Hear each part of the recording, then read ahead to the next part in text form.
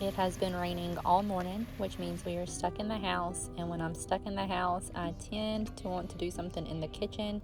So come hang out with me while I cook us a lunch that is full of different comfort foods.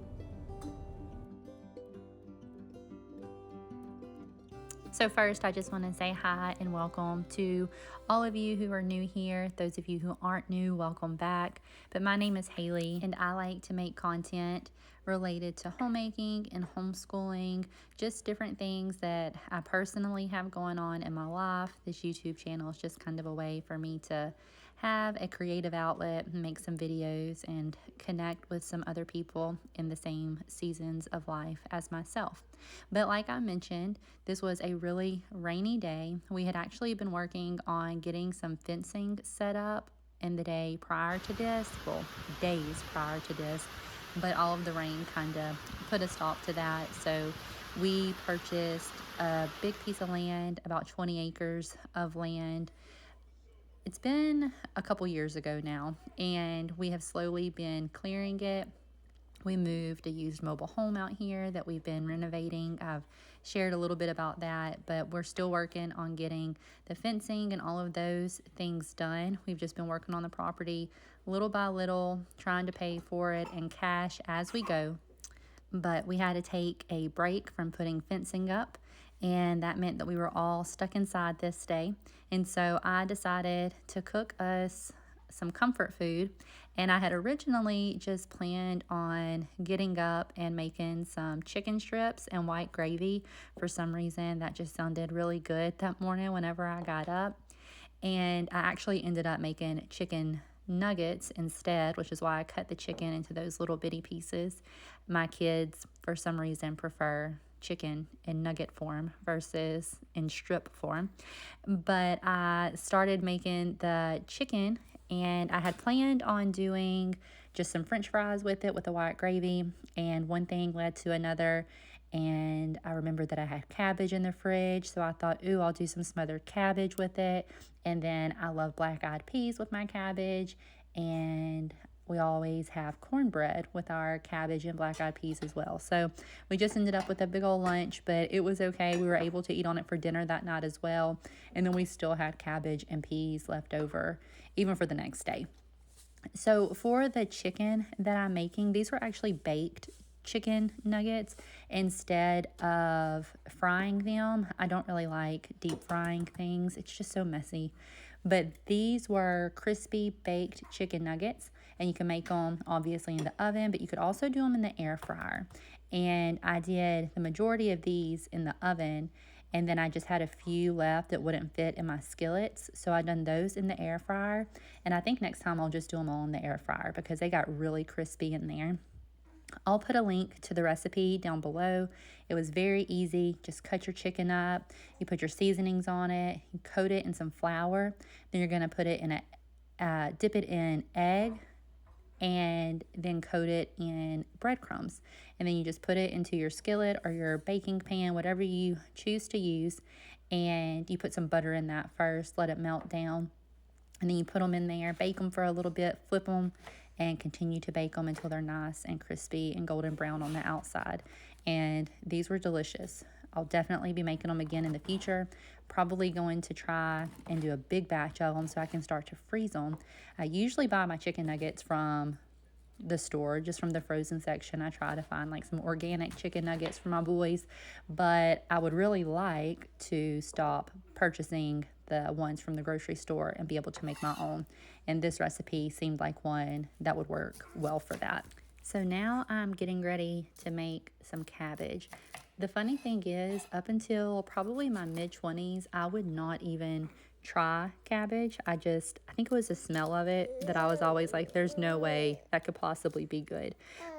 But I cooked it for my first time in my mid-20s, and I was like, man, I've been missing out. So now smothered cabbage is a regular thing around our house. We'll frequently have just, like I said, black-eyed peas, usually with like some pork or sausage in it, and cabbage and cornbread, and just eat that as a meal. That's one of my favorite comfort food meals. I'm also cutting up some bacon because I'll fry the bacon down in the skillet first, and then I'll just add the onion and cabbage to it and let that cook down a little bit in that bacon grease before I put the lid on it and kind of let it smother down and get real good and soft. And I'm also going to slice up some of our pork sausage, and that will go into the black-eyed peas. We still have a ton of smoked sausage left from our last pig that we processed, so I'm just trying to find different ways to use that because we actually have a couple more pigs that are going to be getting processed soon. So trying to get, some space in our freezer before it's time to restock it again. So now I am just flipping over those chicken nuggets. I'm going to put them back in the oven to finish baking. And also going to be using my electric pressure cooker again. I call this my Instant Pot a lot of times, but it's not. It's an off-brand, and I have had this thing for probably 5 years, and I use it all the time. It's about time to replace it. The pot is looking pretty used at this point, so I think I'm going to be replacing it before too much longer, but it has been very reliable. I love to use it for anything from just cooking a whole chicken or chicken leg quarters. I like to cook my dried beans in there. Just so many different things. I use this all the time. I probably get it out at least a couple times every single week. The next thing that I'm going to go ahead and get ready is some cornbread. So I pre-mix my cornbread mix and store it into mason jars just because it makes it that much easier. It's the same as having a box of cornbread mix in the pantry. So I'll just every now and then take the time to mix up like 4 or 5 little containers or little mason jars. And then I just have to add in my milk, an egg, and some melted butter. As you can tell there, I'm kind of loose with the measurements. I do have a recipe for this dry cornbread mixture, and I'll link it down below. It kind of depends, I think, on like the cornmeal that I used, if it's like real coarse or real fine. I find that sometimes I have to add a little bit more milk, or maybe, just follow the recipe as is. But if I notice that the batter is just too thick, I'll just add a little bit more milk to it. And then I just put butter in a cast iron skillet, dump it in the cast iron skillet, and went ahead and put it in the oven with those chicken nuggets while they were finishing baking. Now I also had this jar of broth from some leg quarters that I had cooked up. It was nice and gelled up, but I didn't want to waste it, so I went ahead, added that to the black-eyed peas for some of the liquid. As it warms, it will turn back liquid. And then I put water in there just to get my peas covered so that they could cook and soak up a little bit of that liquid. A lot of times I'll go ahead and cook up some white rice and we'll eat our peas over rice, but I had enough going on this particular day, so I didn't make any rice. We still had plenty of food. That's those chicken nuggets when they came out, and as you can see, they got nice and golden brown and crispy. All right, now I'm just moving on. I'm gonna get the white gravy started as well as the cabbage. So for the cabbage, I'll always just cut up some bacon, put it in there, let it start to cook down with an onion, let them get kind of brown. The bacon starts to get a little bit crispy, and then I'll just throw my cabbage in there with it. I'll let it kind of fry for just a minute in that bacon grease, and I usually put salt, pepper, garlic powder, onion powder, some sugar, just like a tablespoon of sugar. It's supposed to cut down on the bitterness, I think. And for the white country style gravy, I just melt some butter down in a pot and then put my flour in there. It's equal parts butter and flour. So I think I done 1/4 a cup of butter and 1/4 a cup of flour. And I'm just going to stir that pretty continuously until it gets kind of a real light, kind of like toasty looking color. And then I will start to slowly add in my milk, and then I'll just season it with salt and pepper to taste.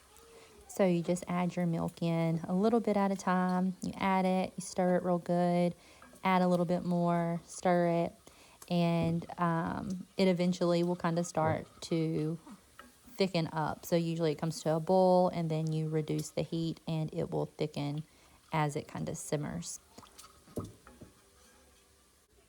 All right, you can see now that that bacon has gotten a little bit crispy, so I'm just gonna dump my cabbage in there. And some of it's still in big pieces like that, but that's okay because it'll get good and soft and it kind of all breaks apart. And then I just put my lid on this. A lot of times I'll add just a splash of liquid or like water or broth into it just to try to avoid it sticking whenever I have the lid on it. And once I put the lid on there, I just leave it on there for about 15-20 minutes.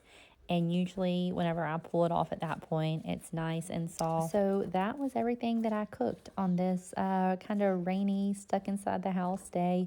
I love days where I can spend a good amount of time in the kitchen just making a big meal or batch cooking. I just love having a good homemade meal that my family can sit down together and enjoy. It hasn't always been this way. I have just slowly over time, I guess, gotten a little more intuitive at my cooking and not had to depend so much on recipes.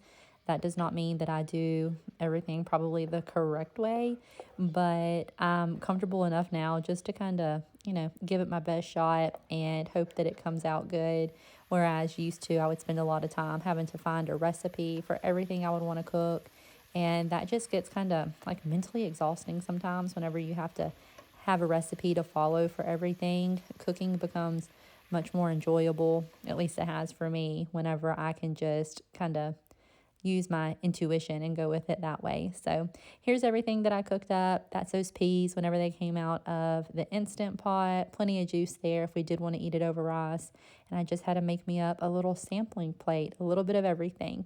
So thank you guys for hanging out with me on this rainy day, and I will see you guys on the next video.